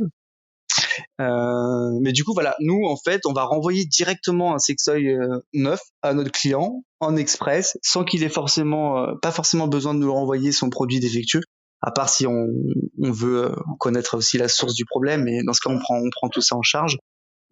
et on pose pas de problème ni quoi que ce soit au client. On veut qu'il ait la meilleure expérience possible. Et je pense que c'est hyper important de rentrer dans cette relation de confiance. Et les clients le sentent en fait. Et j'ai installé moi tu sais, Google Business pour avoir des avis sur les produits. J'ai dû mettre ça il y a 2-3 mois. Et tu verras qu'on a une 50aine d'avis positifs, alors que ce sont des gens qui viennent du SAV en fait. Donc à la base, ils partent d'un souci et ils en arrivent à assumer le fait de laisser un avis sur Google, ce qui est quand même assez délicat par rapport, je peux le comprendre, hein, tu vois, par rapport au type de produit qu'on vend. Et en plus, ils mettent que des notes 5 étoiles. Donc c'est vrai que là-dessus, on en est assez fiers. Et ça veut dire on arrive pas mal à procurer une expérience qui soit hyper agréable pour le client. Donc pour le 15 jours satisfait ou remboursé, bah, c'est assez simple, hein. Si la personne n'est pas satisfaite de son produit, on la rembourse tout simplement, sans lui prendre la tête. On lui pose la question de savoir comment on pourrait s'améliorer pour proposer des produits qui soient plus intéressants pour eux. Qu'est-ce qui lui plaît pas, qu'est-ce qui lui plaisait dans le produit. Et voilà, ça va pas plus loin. Soit tu rembourses le client, soit tu lui renvoies le même produit si c'est en fait, c'est soit il est pas satisfait parce que bah ça lui convient pas, parce que voilà, on a chacun sa morphologie. Exactement. Soit ses sensations du coup, soit c'est juste le produit qui était défectueux, comme ça peut arriver sur un produit comme ça. Et donc du coup, soit remboursement, soit renvoi d'un nouveau produit. Voilà, donc s'il n'est pas satisfait de ce produit parce qu'il nous explique qu'il aurait finalement préféré quelque chose avec une autre stimulation, quoi, on va peut-être le conseiller vers un autre produit. Dans ce cas, on va carrément lui échanger on va lui faire un échange en fait, sans récupérer son produit, mais on va lui en envoyer un autre. Ou alors s'il est défectueux et qu'il veut plus en entendre parler de nous, ce qui est encore jamais arrivé, tant mieux. On lui propose soit de lui renvoyer un nouveau produit gratuitement en remplacement de celui qui marche pas, ou alors on le rembourse. Il y a pas de souci. Tu vois, si tu pars du principe que le client est honnête et que tu instaures une relation de confiance, je veux dire, il y a pas de souci. Il faut arrêter. Et je pense que c'est hyper important et le client il le ressent. Et moi, je compte beaucoup là-dessus. Ouais, c'est aussi simple que ça en fait. Ok, d'accord. Bah oui. Non mais maintenant que tu le dis, ça me paraît évident, mais sur le coup, tu sais, j'étais là, mais le problème, tous les problèmes logistiques que ça doit entraîner, etc. Mais en fait, c'est un coût, hein. C'est un coût que tu dois prendre en considération, ça c'est clair. Mais moi, je vois sur le long terme. Alors, effectivement, ça a un coût. Et je pense pas qu'il y ait beaucoup d'entreprises qui fassent comme nous. Je pense que tu as énormément d'entreprises qui vont rechigner à rembourser, à renvoyer. Ça va mettre énormément de temps. Moi, je reçois énormément de mails de clients qui nous disent mais j'ai jamais vu un SAV aussi efficace et aussi rapide parce que j'ai mis en place aussi des process. Il m'arrive régulièrement de m'occuper moi-même du SAV. Et en fait, tu vois, ce qui est assez fou, c'est que je prends plaisir à m'occuper du SAV. Et ça peut paraître idiot parce que les gens voient les gens voient ça comme une tâche ingrate. Pour moi, c'est le cœur du métier, c'est hyper important et je prends un vrai plaisir quand je réponds aux gens et que je vois leurs mails de réponse où ils sont hyper contents. Mais je suis hyper fier et je prends du plaisir à faire ça. Donc quand tu es dans une démarche sincère et honnête, les gens s'en rendent compte et je pense que c'est ce qui fait aussi que ça fonctionne. Et après, c'est aussi du bouche à oreille parce que c'est bien beau d'avoir des jolis produits, mais s'ils sont pas connus, ça sert un petit peu à rien. Et c'est là aussi, on en parlera peut-être par la suite, mais c'est aussi la difficulté de faire connaître tes produits. C'est pas évident dans ce milieu-là parce qu'il y a pas mal de contraintes. Donc si en plus t'as un relationnel avec les gens qui n'est pas bon, c'est assez compliqué. En tout cas, moi c'est comme ça que je le vois. Je préfère rogner sur mes marges et offrir une expérience client qui soit la meilleure possible. Bien sûr, bah, je comprends. Mais et du coup, ces clients, peut-être ma dernière question un peu business et après mais tu on me dis si parlera je parle plus de la trop, hein, je me sexualité rends en pas compte, je pourrais parler des heures de tout ça et je parle vite peut-être aussi, je suis désolé. On va saouler tes auditeurs. Je suis vraiment désolé. Bon. Pas du tout, pas du tout. C'était vraiment en mode conversation et le but c'est que ce soit toi qui parles et pas moi. Bon, ça Hein. marche. C'est du coup par rapport à tes clients, tu les trouves comment? Enfin, c'est une question que je pose souvent, mais parce que voilà, on peut pas vraiment faire de pub directement sur ce genre de produit, en tout cas sur Facebook et Instagram. Peut-être un peu sur Google, je me rends pas encore trop compte. Voilà, comment tu les cibles au niveau marketing, ça se passe comment? Non mais c'est clair que c'est le nerf de la guerre. C'est le nerf de la guerre et c'est hyper compliqué, comme tu le dis. Tu peux pas faire de pub sur Facebook, c'est mort. Instagram, c'est mort. Ou alors il faut tricher. En tout cas, tôt ou tard, tu te feras dégager. Donc ça veut dire que t'as pas la boutique non plus sur Instagram. Alors il y en a qui arrivent, hein, je crois, mais enfin moi en tout cas pour l'instant on n'y arrive pas. Du coup, au départ, on faisait un petit peu du Google Ads. Enfin, je sais que maintenant on doit tourner qu'à 100 € de Google Ads par mois et je vais le supprimer parce que finalement ça sert strictement à rien. Et on a constaté que nos clients, c'est de l'organique. Soit ils tapent Goliath dans la top bar là sur le navigateur, soit sur Google, mais c'est pas du ads. En fait, ça sert à rien. Il y a tel concurrent, je pense, du ads là-dedans que c'est un investissement qui... Attends, ça veut dire que s'ils tapent Goliath, mais ça veut dire qu'ils connaissent déjà votre Et marque, en fait, mais s'ils la voilà, connaissent donc c'est aussi du long terme. Donc on a un SEO qui commence à fonctionner. Et ça c'est top. Je pense que le SEO c'est hyper important. Effectivement, ça vient pas du jour au lendemain. Faut être patient et persévérant. Le gros truc qui permet de faire connaître ta marque, c'est clairement les collabs avec les influenceurs. Quand t'as des gens qui sont assez connus, qui ont un contenu qui est intéressant et qualitatif. Je pense notamment à Clemity Jen, avec qui on a fait des collabs sympas et on va poursuivre d'ailleurs avec elle parce que moi j'adore son univers, son état d'esprit. Et je pense que voilà, c'est des gens comme ça qui apportent quelque chose de plus de cette génération et qui c'est des gens qui vont faire changer les choses, tu vois, qui font changer les mentalités petit à petit. Mais enfin, j'adore. On aime beaucoup et on va essayer d'approfondir les. Moi, j'ai découvert. J'étais tellement étonnée, je m'attendais pas qu'il y ait une youtubeuse sur ce sujet. Et en fait, je me suis rendu compte après que c'était pas la. Et ouais, jeune, et puis avec une manière de parler, mais en fait, c'est complètement, tout est normal pour elle, et c'est exactement ce genre de ton que je recherchais, et c'est hyper agréable d'entendre quelqu'un parler de sexualité, de sextoys comme ça, et puis c'est drôle surtout, enfin, voilà, dédramatiser le truc, et ok, d'accord, donc quoi, forcément les influenceurs, évidemment, c'est un peu incontournable en général. Ouais, ça devient de plus en plus incontournable. Puis tu vois, quand c'est des gens, faut que ce soit des gens aussi honnêtes, qui soient vraiment sincères dans leur démarche, qui vont pas survendre un produit parce qu'il y a une collab ou quoi. Non, tu vois, ils sont indépendants et ils en parlent en bien parce qu'ils l'ont trouvé bien, ou ils en parlent en mal parce qu'ils l'ont trouvé mal. Et notamment, elle a adoré nos cosmétiques. On reviendra peut-être là-dessus, mais c'est vraiment genre notre gamme de cosmétiques. J'en suis hyper fier et c'est hyper quali. Là pour le coup c'est du made in France, et c'est vrai que tout à l'heure on parlait du made in France où effectivement les sextoys tu peux peut-être pas les faire en France, mais quand tu as des produits cosmétiques que tu peux faire en France, voilà, il faut y aller, il faut essayer de mettre en valeur ce qu'on sait faire chez nous. Donc oui, pour pas s'éloigner du sujet, influenceur, clairement je pense que c'est un gros plus. Et voilà, quand tu fais du bon service après-vente, que tu as un bon relationnel, je pense aussi, malgré tout, alors après, ça sera mon rôle de plus parler de ma société. C'est vrai que participer à des podcasts, à des rencontres, à se mettre un peu plus en avant. Alors moi, là-bas, je suis timide, ça s'entend peut-être pas trop, mais je préfère bosser dans l'ombre que me mettre en avant. Mais je commence à réaliser que, en fait, en tant que chef d'entreprise, je crois que tu dois aussi, d'une manière ou d'une autre, te mettre un petit peu en avant. J'adore parler de mon business et tout, tu vois, avec des amis. Faut que j'arrête de dire, tu vois, d'ailleurs, je me répète. Mais bref, j'adore parler de mon business avec des amis. Mais après, prendre la parole en public et de façon plus officielle, je suis pas encore hyper à l'aise avec ça, mais ça va venir petit à petit. Donc voilà. Après, c'est pas obligé que ce soit ça, tu peux trouver des moyens détournés de le faire, je pense, mais oui, le problème, ou pas d'ailleurs, mais c'est justement un peu la suite de mes questions. C'est si tu commences à faire la promotion de ton entreprise à travers ta personne, est-ce que tu vas être capable, est-ce que tu vas vouloir, t'es pas du tout obligé, hein, mais de parler de toi, enfin en tout cas, surtout dans le milieu de la sexualité, est-ce que tu vas pas prendre le risque qu'on te pose des questions personnelles, auquel cas est-ce que tu as envie d'y répondre ou pas, et puis aussi peut-être, alors là j'ai pas l'impression que c'est ton cas, mais est-ce que ta famille, tes amis vont accepter que tu mettes ton image en avant? Est-ce que tu vas pas avoir d'autres problèmes en interne? Voilà. Est-ce que c'est des questions que tu te poses? Est-ce que c'est le problème que tu penses que tu vas avoir ou pas du tout? Non, bah alors effectivement, moi je te l'ai dit dès le départ, j'ai la chance d'avoir une famille qui soit géniale et des amis d'enfance que j'embrasse au passage aussi, qui sont géniaux. Donc là-dessus, non. En fait, au-delà du produit en lui-même et du domaine dans lequel je me suis lancé, donc sextoys, je pense que là où j'ai eu de la chance, c'est que ma famille et mes amis, au-delà même de croire dans telle ou telle activité, ils croyaient en moi, tu vois, et ils m'ont soutenu dès le départ parce qu'ils vraiment ils se sont dit que j'allais réussir dans peu importe ce que j'allais faire. Donc c'est ça aussi qui fait toute la différence.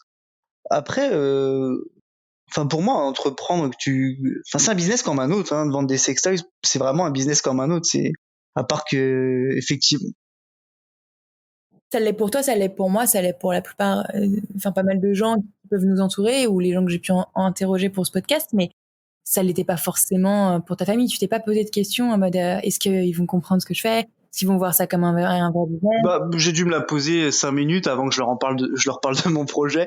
Et puis, vu qu'on me parle beaucoup, que j'en ai parlé très rapidement, il y a pas eu de souci là-dessus. Ce que j'avais plus peur, en fait, je pense, c'est pas tant de parler de ma société parce que je vends des sextoys, c'est d'en parler tant qu'elle est pas rentable et tant que je suis pas sûr d'y arriver, tu vois. J'avais peut-être cette peur-là de parler de quelque chose, de mettre en avant un projet qui n'en est qu'à ses débuts, et ça se peut, je sais pas, 6 mois après, j'allais me casser la gueule, et là, j'aurais eu entre guillemets honte.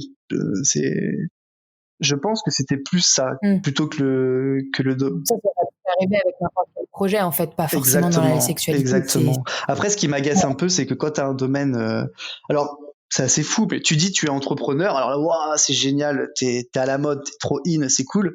Ah, mais je suis entrepreneur, mais je vends des sextoys. Ah, ok. Et les gens, ils rigolent, tu vois. Ils ont ce petit sourire, comme si c'était pas crédible de vendre des sextoys. Alors, mais je trouve ça fou. Alors que tu as une société qui est rentable, tu payes des gens, tu participes à l'économie de ton pays, etc. Moi, j'ai pas fait de levée de fonds. Alors, c'est sûr qu'en termes de marketing, publicité, ça fait peut-être moins joli, tu vois, que de vendre. Enfin, je sais pas. Mais je ne comprends pas. Donc, ça fait peut-être moins joli. Mais il y a cette image un petit peu négative où presque c'est pas condescendant, mais enfin, c'est très spécial et difficile à expliquer. Je pense que on peut pas forcément s'en rendre compte tant on n'est pas entrepreneur dans ce milieu, où les gens te perçoivent d'une façon où c'est plus avec un petit sourire, t'es un petit peu moins crédible. Bon, après, je t'avoue que je m'en moque un peu, hein. Moi, ce qui m'importe, c'est que ma société fonctionne et soit rentable. Après, c'est de l'ego, tout ça. C'est sûr, ça fait plaisir quand tu es un petit peu reconnu. Mais tant que t'as tes proches qui te soutiennent et qui sont contents avec toi, tu vois que ça fonctionne. Bon, bah, c'est pas très grave tout ça, hein. C'est du détail. Mais ouais, ça reste un mystère. Je comprends pas pourquoi c'est perçu de cette façon. Je pense que c'est ancré dans le passé avec une image un peu salace, et il y a quelque chose. Ouais, il y a quelque chose. Faudrait faire une thèse là-dessus. Ouais. Ouais, ça pourrait faire un bon sujet de recherche, pourquoi pas, mais ouais, ça c'est vraiment des choses que tu as rencontrées auprès de gens que tu connaissais pas. Par exemple, je sais pas moi, une soirée un peu networking, une soirée mondaine, peu importe, ou des amis d'amis, des connaissances. Enfin, ouais. Ouais, surtout soirée. Je suis pas trop. Ouais, c'est ça. Je suis pas trop soirée mondaine, hein, ni trop. Non, mais j'exagère. C'est un peu une soirée, tu sais, où t'es là parce que c'est des amis d'amis ou des connaissances. Exactement, ouais, c'est ça.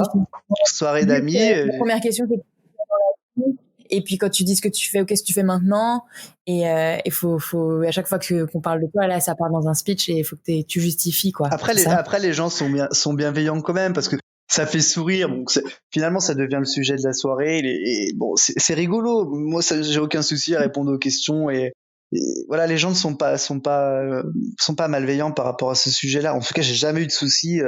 J'ai rencontré personne depuis Dibon qui m'a dit c'est dégueu ce que tu fais. Je parle pas avec toi. Non, ça, heureusement d'ailleurs, ça m'est jamais arrivé. Par contre, effectivement, quand t'es dans un milieu plus peut-être business ou quoi ou semblable, c'est un petit peu moins pris au sérieux. Je pense que de toute façon, on s'en fiche de ça. Du moment que toi tu es à l'aise dans tes baskets et que t'es sincère dans ta démarche et tu sais ce que tu veux, et voilà, ton objectif c'est d'être bien avec tes collègues, avec tes clients, et tu es à l'aise dans tes baskets, y a pas de souci, tu t'en fous du reste. Après, tu vois, ça dépasse un peu, hein. Bien sûr. Mais du coup, là, dans tout ce que tu me dis, même depuis le début de l'histoire de Goliath, j'ai l'impression que t'as pas forcément rencontré, et tant mieux sûrement, de vrais critiques ou de vrais gros obstacles. Est-ce qu'il y en a un que tu pourrais partager ou pas? Moi, la grosse période de stress, le gros souci que j'ai eu, c'était pour trouver une banque. Après, dans le business en lui-même, de grosses critiques ou quoi, j'ai rien qui me vient. Non, de problème. Pardon? Oui, de critiques ou problèmes, ou tu as obstacles, mais donc du coup, c'est vrai, il y avait la banque, t'en as parlé. Ouais, j'ai la banque, et sinon, non, après, je pense que c'est des soucis d'entrepreneur, peu importe le domaine d'activité, on rencontre un peu tous les mêmes soucis, comment se développer, trouver des bons partenaires, que ce soit des fournisseurs ou même des gens avec lesquels tu vas travailler, comment vendre tes produits. Donc moi, le gros obstacle, effectivement, c'est faire connaître tes produits. Et encore aujourd'hui, je trouve qu'on fait des produits merveilleux et notamment toute notre gamme de cosmétiques. Je pense qu'elle est inégalée en termes de qualité. D'ailleurs, je crois pas que t'aies une marque française qui soit certifiée bio et qui soit en plus végane. Que ce soit en France, il faudrait que je me renseigne même plus dans le monde, mais Je crois que ça va se développer. Je connais, je sais pas si elle, genre j'ai une marque en tête que j'interroge bientôt, mais je sais pas si elle va partir sur le vegan. Mais en tout cas, en produits 100% naturels, ouais. Donc sûrement certifié bio. Mais en mode jusqu'à ce que ce soit certifié vegan, je sais pas. pas Mais ouais, forcément du coup, on peut en certifié, mais parler je veux dire rapidement. que ça soit vegan. C'est tellement, il y a beaucoup de Ouais. contraintes, tu vois, mais c'est toi après qui te les met aussi ces contraintes. Moi, je voulais des produits made in France, parce que j'estime qu'en cosmétique on est bon et qu'on a tout ce qu'il faut en France. Pourquoi ne pas le faire en France? euh, à partir de là, toi, tu te mets des contraintes et je trouve que c'est toi qui t'imposes ça. C'est normal quand tu veux proposer quelque chose de qualité, il faut aussi s'en donner les moyens. C'était quoi ta question, pardon, j'ai pas. Là, du coup, juste rapidement pour quand même un peu plus parler de ces produits cosmétiques, tu fais du coup des huiles de massage, du lubrifiant, il me semble. Gel orgasmique, lubrifiant, ouais, huile de massage, etc. D'ailleurs, j'ai écouté tous tes podcasts avant qu'on fasse le nôtre, et c'est vrai que tu avais je crois que c'était la personne qui a lancé les baumes soins vulve, non, qui disait il y a aucun cosmétique lubrifiant, etc. Euh, qui soit de qualité, qui soit Ouais. certifié bio, etc. Et je me suis dit bah voilà, comme quoi on n'a pas encore suffisamment bien bossé parce que bon c'est récent aussi, mais notre gamme de produits elle est pas assez connue alors qu'on a des produits de fou et ils sont pas connus et c'est ça la grosse difficulté, c'est t'as beau faire des beaux produits s'ils sont pas connus des gens bah ça sert à rien quoi. Donc Ok. Ouais. euh, Non, mais c'est vrai que c'est l'un des premiers sites que je vois où vous proposez ce type de produit-là et en bio. ça a Donc, été compliqué, ouais, hein. À clairement. la base, j'ai débuté avec des produits lubrifiants. Excuse-moi hein, si je te coupe, juste pour finir Non, là-dessus, non, si ça, par rapport à cette gamme-là, au début, je voulais vendre un lubrifiant et un nettoyant classique. Finalement, c'est ce que j'ai fait pendant quelques temps. Et je me suis vite rendu compte qu'on pouvait aller plus loin. Donc là, j'ai dû chercher des labos qui puissent me faire toute cette gamme certifiée bio. Là, ça a été beaucoup plus compliqué. C'est très compliqué. C'est des gros investissements. Et pareil, c'est une question toujours de rencontre. J'ai fait une super belle rencontre avec Marie-Laure, qui du coup gère un petit laboratoire artisanal dans le Jura. On a vraiment bien matché. Elle a des super idées, etc. Donc, vraiment, j'ai rencontré cette personne et je me suis dit bah voilà, là on va pouvoir faire quelque chose d'hyper intéressant. Mais c'est clair que ça a mis un an, que c'est un gros investissement. En plus, les cosmétiques, nous on vend tout sur Internet et les cosmétiques c'est quelque chose où les gens ont besoin de palper, de voir le produit. Donc c'est plus dur à vendre sur Internet. C'est pour ça qu'on a fait une exclue avec Passage du Désir pour vendre nos cosmétiques dans leur boutique. Mais pareil, moi, cette gamme-là, je veux pas la vendre. Je la destine plutôt à des magasins bio, type Biocoop et compagnie. Alors, ça va être difficile, je pense, parce ils sont peut-être pas encore assez à l'aise par rapport à ce type de produit dans leur rayon. Je pense qu'il y a un vrai marché, il y a un vrai potentiel, et je pense sincèrement qu'il y aura une vraie demande. Euh, voilà, ça sera à nous de les faire connaître et de les aborder d'une façon peut-être plus adapté à leur business. Mais je pense pas qu'on vendra cette gamme-là dans des sex shops, etc. Pour moi, c'est un petit peu terminé tout ça, même si j'ai rien contre eux. Je pense qu'il faut aller maintenant vers une image qui soit plus cohérente et on est en 2020, quoi. ou de toute façon, que ce soit un sextoys enfin, les sextoys ou des lubrifiants ou des huiles de massage, avec à visée érotique, il faudrait qu'on puisse les trouver dans n'importe quel magasin. Enfin, que ce soit pas un Clairement, magasin spécialisé. clairement. Donc voilà, c'est vraiment une super gamme. J'en suis. Je voulais. On a les sextoys qui sont faits en Chine et c'est vrai que c'est un petit peu embêtant parce qu'on est tous à fond sur le made in France et on aimerait bien quand même faire local. Et bon, c'était important pour moi de faire les cosmétiques au niveau local comme les aphrodisiaques qu'on va bientôt refaire. Mais à côté de ça, ça t'empêche pas non plus aussi, on peut peut-être y revenir, mais par exemple, tu sais que tu pollues en faisant importer de la marchandise en Chine, bah, rien ne t'empêche d'optimiser les choses de façon à économiser par exemple ton empreinte carbone, à utiliser moins l'avion mais plus le maritime. Nous par exemple, on participe, je sais pas si tu connais Reforest Action. Ça me dit quelque chose, mais là. C'est un peu un truc participatif où tu choisis où est-ce que tu peux planter des arbres pour soutenir des projets de réhabilitation de la faune, etc. Notamment en France, mais aussi à l'international. Et tu choisis le nombre d'arbres que tu peux planter à tel endroit. Tu as un vrai suivi. Tu vois l'empreinte carbone, les abris pour animaux, le temps de travail, etc. que tu permets de créer. Rien ne t'y oblige, mais je trouve ça hyper intéressant. Quand tu es sincère dans ta démarche, je pense que ça fonctionne et tu peux aussi faire des actions comme celle-ci. Alors tout n'est pas parfait, mais bon, c'est à toi aussi d'essayer de faire au maximum. Enfin, c'est un petit peu comme ça que je le vois, mais bon voilà. Ok, mais clairement, faut aller un peu voilà au-delà et ta vision de ton entreprise, elle est pas forcément que liée à la sexualité, c'est aussi la manière dont voilà, dont tu le Sexualité, fais c'est un et business comme un autre. Hein. Si toi tu veux le rendre plus normal entre guillemets, bah, c'est aussi à nous de faire en sorte de prendre les bonnes actions. Enfin, je pense. Hein. évidemment. Ok.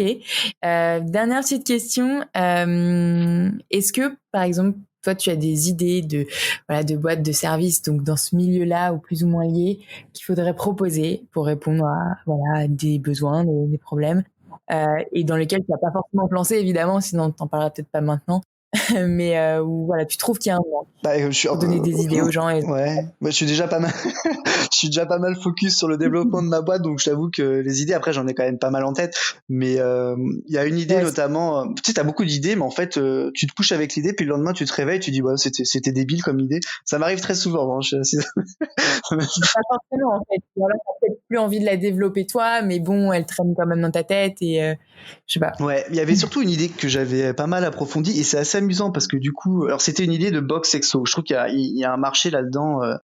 Le marché de la box a un business model qui est hyper intéressant parce que tu encaisses les sous avant de Et finalement. la Ouais, récurrence. puis tu encaisses les sous, donc tu vends ta box, mais la personne ne le reçoit que le mois d'après.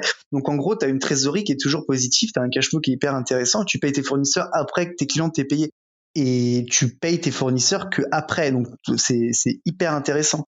Dans la sexualité, il n'y avait pas forcément d'approche de boxe intéressante jusqu'à ce que j'ai vu ça il y a peut-être 2-3 semaines. La boxe Petit Plaisir, on peut leur faire de la pub. J'ai échangé avec, je sais pas si tu connais. J'ai essayé une fois, ouais, petit plaisir. Mais ce qui me dérangeait, c'est que après ça c'est moi, Ouais. hein, c'est juste que on pouvait pas choisir ou alors que tu devais peut-être avoir un petit choix au moins entre deux sextoys. Mais après ça permet de découvrir plein de trucs. Donc ça dépend de sa démarche et clairement je pense que bah, ça marche. Enfin, ça fait un moment qu'ils sont là, je pense. J'ai l'impression. Ben non, Et enfin, t'as ça doit échangé faire avec un lui. an. Ouais, alors justement, c'est pour ça que c'est intéressant que tu m'en parles. C'est rigolo. J'ai échangé avec lui il y a quelques jours parce que ils vont faire une Ok. collab avec. Je sais pas si je peux en parler. Bon, j'en parle.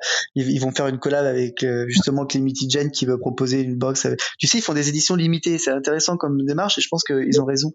Ils font des éditions limitées avec différents influenceurs et. Ils en ont fait une avec Jouissance Club aussi. Pardon? Ils en ont fait une avec Jouissance Club, tu sais, ce Oui, compte Instagram oui, oui, qui oui, est. exactement. Ouais. Et donc, ils vont en faire une avec Clemity Jen et elle aimerait bien proposer, je crois, notre huile de massage dans la box. Donc, j'ai été amené à échanger avec lui. Pour le coup, il est très sympa, hein, Jean-Dominique, et je crois il a notre âge, grosso modo, il doit avoir 33, quelque chose comme ça. Et ça peut être peut-être Ok. intéressant que tu l'interviewes parce qu'il a un parcours assez atypique. Je sais qu'il était dans la finance Ouais. avant. Euh, Très agréable, en tout cas, une personne qui a l'air. J'ai juste échangé par téléphone, mais j'ai hâte de le rencontrer. Il avait l'air très sympa et intéressant. Et puis, je trouve ça cool, en fait, qu'il y ait des gens de notre génération qui prennent un petit peu ce milieu en main, parce que je pense qu'en fait, on va totalement changer l'image de ce milieu, clairement. Déjà, tu le vois par rapport aux posts Instagram des différents comptes. C'est une approche qui est totalement différente par rapport à il y a 10 ans dans le passé. Et tant mieux, hein, objectivement, c'est cool. C'est comme pour les cosmétiques. Moi, j'ai Ouais. aucun souci. En fait, si demain, tous les autres concurrents proposent des produits comme les nôtres qui soient tous certifiés bio et qui soient aussi quali, et que si ça devient la norme, ben, en fait, c'est le jeu et c'est tant mieux. Après, c'est à toi de chercher toujours à t'améliorer, etc. Mais je pense que c'est ça, en fait. C'est ce vers quoi on doit tendre tous. Et c'est pareil pour les sextoys et que ce soit des cosmétiques ou quoi. Faut pas avoir peur de la concurrence. Je pense que ça nous tire vers le haut. Enfin, nous, je nous vois à chaque fois, on est complètement de toute façon des outsiders. Hein. On est encore tout petit, on est ridicule dans ce milieu-là. Et c'est tant mieux. Et je pense qu'il y a plein de choses à améliorer encore. Il y a plein de choses cool à faire. Donc, voilà, je m'égare, Bon, hein, allez, pardon. non, mais justement, du coup, pour finir, c'est très bien. Ce serait très bien. C'est quoi les ambitions et l'avenir de Goliath, là, justement? Bah, je te dirais à court terme, c'est de faire connaître davantage nos produits parce que c'est encore le nerf de la guerre. On a des beaux produits, mais ils sont pas assez connus et ça me gave un petit peu. Donc court terme, ça serait vraiment réussir à se faire davantage connaître. Ça va venir petit à petit. Mais Donc là, en France, vous êtes aussi traduit, enfin, vous êtes aussi vendu dans d'autres pays. Il me semblait que tu parlais de traduction du site tout à oui, l'heure. je l'avais traduit en plusieurs langues. Finalement, j'ai retiré parce que, en fait, on va refondre le site dans quelques mois et on bosse là-dessus. Où effectivement, je veux qu'il y ait une traduction à minima anglaise et espagnole. Je voyage beaucoup entre la France et l'Espagne, donc je crois que tu t'en es rendu compte la dernière fois. Du coup, ça me tient à cœur aussi de le mettre en espagnol. Mais oui, moi, l'objectif, c'est clairement l'international. Tu crées une marque, c'est la force D'accord. d'une marque aussi, c'est de pouvoir la vendre à l'international. Donc moi, l'objectif clairement Très bien. moyen terme, c'est aussi de développer les gammes et développer l'international. Et pour les cosmétiques, développer le B2B. Pour les sextoys, je sais pas encore. On est en train d'y réfléchir. C'est différent parce que c'est des marges aussi après qui sont totalement différentes. C'est un autre milieu. Pour les cosmétiques, j'aimerais vraiment développer notre présence dans des boutiques, comme je te l'ai dit tout à l'heure, type Biocop, La Vie Claire, tout ce qui est bio. Pour les sextoys, je sais pas encore vraiment. On va y réfléchir. En tout cas, développer la visibilité sur notre site, c'est sûr, et nous faire davantage connaître, c'est clair. Après, objectif long terme, je te dirais sextoy made in France. Si vraiment on apporte quelque chose en plus, tu vois, si c'est pour juste dire oh, on fait made in France et vendre le produit 200 € alors que c'est la même chose qu'un produit à 50 €. Enfin, j'exagère, hein, bien sûr, mais voilà, c'est pas l'objectif. Faut apporter quelque chose en plus, sinon ça sert à rien. Et pourquoi pas aussi avoir des partenariats ou même des petits concept stores de temps en temps ou pop-up store Goliath, mais ça sera vraiment dans le futur. Mais je veux vraiment, Ça, ce serait trop bien. bah, en fait, proposer en tout cas une expérience client qui soit différente. Si c'est pareil, c'est toujours la même idée. Ouais, d'avoir une fête. Je sais que toi, c'est un peu d'ailleurs ce que tu as envie de faire, si j'ai bien compris le... Ouais, ouais. Après, là, c'est vraiment que les idées, vraiment la vision sur le long terme, parce que je commence à peine à me pencher sur mon projet. Mais oui, clairement, même si en ce moment on a l'impression que les lieux physiques c'est très C'est compliqué, que ce soit une complémentaire. boutique ou un restaurant. Mais là, moi, ça me paraît complémentaire. Mm. Après avoir commencé en ligne, de pouvoir proposer peut-être au moins, comme tu dis, voilà, des pop-up shops ou des corners dans des peut-être des boutiques existantes, parce que ça permet de rencontrer son client, de faire rencontrer le client avec le produit, qu'il puisse voilà l'avoir en main, et encore mieux le choisir et Mm. l'acheter. Il sera encore plus satisfait normalement. Donc Non, mais je ouais, pense que moi je ouais, trouverais ça trop bien. t'as raison. Je pense qu'il faut de toute façon, il faut proposer quelque chose de différent. Si c'est pour ouvrir un love store identique à tous les autres, etc., je suis pas sûr que ça vaille la peine. Si tu arrives à proposer quelque chose, alors, c'est à réfléchir, hein, c'est un concept, etc., mais en tout cas, à proposer une approche différente pour le client, moi je pense que ça peut marcher. Et ça serait cool parce que la fois je sais plus quand est-ce que tu m'as posé la question, mais par rapport au fait qu'il n'y ait pas forcément, il y a beaucoup de femmes dans ce domaine. Je crois que c'est un peu ça que tu me demandais. Alors moi je trouve pas du tout en fait. Il y a beaucoup de femmes peut-être sur Instagram sur des comptes Instagram ou en influenceur. À part Monsieur Jérémy qui est sympa d'ailleurs, qui fait des vidéos pour mecs sur les sextoys. Oui, Sinon en fait c'est quasiment que des femmes. Et quand tu regardes, c'est que des femmes sur Internet. Mais quand tu regardes les gens qui gèrent des boutiques physiques ou dans le business, bah en fait c'est quasiment que des hommes. Je connais même pas de femmes moi. ouais. Je connais pas de femmes. Bah on t'attend en fait Manon. Tu seras la. Je me suis rendu compte que c'était pardon. Je disais on t'attend. Finalement tu seras l'exception. Ça serait pas plus mal. Parce que non moi je connais pas de femmes. Hein. Mais ouais, c'est vrai que je me suis rendu compte de cette différence-là finalement. Ouais, les femmes, je les vois beaucoup en ligne sur les réseaux, voilà. Et en fait, après, quand tu vas voir des boîtes peut-être en physique ou peut-être plus anciennes, moi j'avais l'impression qu'il y avait peut-être une question de génération. Oui c'est possible. Mais bon, après, il n'y a pas de règles là-dessus. La preuve, c'est qu'on, voilà, à quelques années près, on fait à peu près partie de la même génération Mm. et toi, t'as commencé en ligne et t'es présent en ligne et voilà. Donc, et il n'y a pas que toi finalement, mais c'est vrai qu'au premier abord, tu vois, les premières recherches que je faisais, les premiers comptes ou boutiques sur lesquels je tombais ou même du coup influenceuses, voilà. Bah, j'avais l'impression que c'était énormément de femmes et je me suis dit, est-ce que c'est parce qu'on ose plus en parler parce qu'on a plus envie que ça change, mais en fait les hommes aussi ont envie de changer des choses dans ce milieu-là. Donc en fait c'était une question qui me venait au début, mais je pense que je la posais de moins en moins, puisque finalement elle a peut-être pas lieu d'être. Donc après on se pose mais c'est intéressant que puis tu me le dises. Ouais, je pense que les hommes, on ose peut-être un petit peu moins aborder le sujet, en tout cas l'assumer officiellement, à la différence des femmes. Je crois que c'est surtout ça la grosse différence, c'est que de là à ce qu'un homme assume ça, il ouvre un compte Instagram et parler de sexualité, c'est peut-être plus compliqué pour les hommes. Mais encore, je sais pas, mais ouais, c'est ce que je me dis. En tout cas, j'ai échangé par exemple avec le compte avec Charline de Orgasme et moi, qui est super sympathique aussi. D'ailleurs. Vraiment, pour le coup. J'ai pas rencontré de personnes antipathiques et malveillantes, en tout cas de notre génération, tu vois, des gens qui émergent depuis 1 an et quelques. Moi, je sais pas, moi je trouve que les gens sont assez bienveillants, il y a pas de. Alors peut-être que je suis un grand naïf aussi, hein, c'est possible, je sais pas. Mais de problèmes de bienveillance, pas du tout. Non, c'était juste une réflexion que je me suis faite. Est-ce que voilà, entreprendre dans ce milieu-là, est-ce que c'est quelque chose qui est plus abordé par les femmes en ce moment et pas encore ou plus par les hommes? C'était vraiment, est-ce qu'il y a cette question de genre parce que il y a des problèmes où les sujets de la sexualité touchent plus les femmes en ce moment, ou les hommes osent moins ou pas? C'était vraiment une question. C'est pas non, du mais tout c'est une bonne question. c'est une bonne question. Est-ce qu'il y a un peu de bienveillance ou pas? Après, c'est possible que partout, je pense que voilà, puisque c'est un milieu comme un autre, et bah, on rencontrera des personnes qui nous déplairont forcément, mais Non, mais c'est clair. Après, je pense pas qu'on puisse avoir forcément la réponse à la question. Enfin, pourquoi pour moi, c'est que ça soit, enfin, c'est le milieu sexo, mais c'est en fait la question qui se pose, c'est surtout l'entrepreneuriat. Et moi, c'est surtout ça qui m'intéresse. Alors, effectivement, maintenant, j'adore ce que je fais et je trouve ça super cool. Mais au début, quand je me suis lancé, je connaissais pas forcément ce domaine.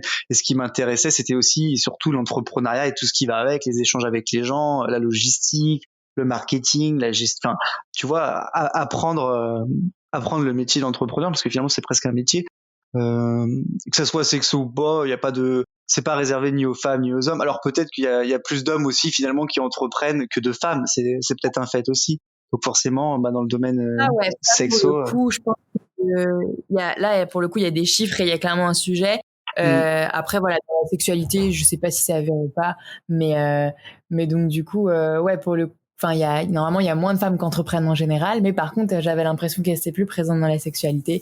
Donc voilà, mais dans tous les cas, si c'est un sujet qui peut encourager les femmes comme les hommes, allons-y, clairement, il y a de la place pour tout le monde, c'est clair, il faut pas avoir peur. Non, mais vraiment, je le pense. Hein, donc, voilà. Mais voilà, je vais pas t'embêter trop longtemps, plus longtemps non plus. Mais en tout cas, je pense que j'aurai d'autres questions qui viendront plus tard ou qui me reviendront. Mais je suis très contente d'avoir pu échanger sur tous ces sujets-là avec toi. C'est moi. Et j'espère que voilà, tu vas pouvoir me tenir au courant, que je vais voir les évolutions de Goliath. Et en tout cas, voilà, je vais essayer d'en parler au maximum autour de moi. C'est très gentil, Manon. Je te remercie de m'avoir invité. C'était une première expérience hyper enrichissante. J'espère qu'on n'a pas trop saoulé tes auditeurs et qu'ils auront appris ou pas quelques trucs. Mais en tout cas, c'était top. Je te remercie beaucoup. Et puis, comme tu dis, on reste en contact et ça sera vraiment avec grand plaisir. Ouais, merci d'avoir écouté Morgane. J'espère que cette conversation avec Morgane de Goliath vous a autant plu qu'à moi. Vous pouvez retrouver tous ces sextoys vraiment design et originaux, de même que ses cosmétiques, lubrifiants, stimulants et huiles de massage bio et made in France sur son site internet goliath.com. Le lien est en bio. En ce qui concerne Talk Podcast, je me répète, mais ça serait super si vous pouviez le partager autour de vous et surtout vous abonner et mettre des petites étoiles sur Apple Podcast. Il est également disponible sur la plupart des autres plateformes comme Spotify, Deezer et SoundCloud et maintenant YouTube. N'oubliez pas également de suivre le compte Instagram lets.talk avec un Q à la fin. Merci et à la semaine prochaine.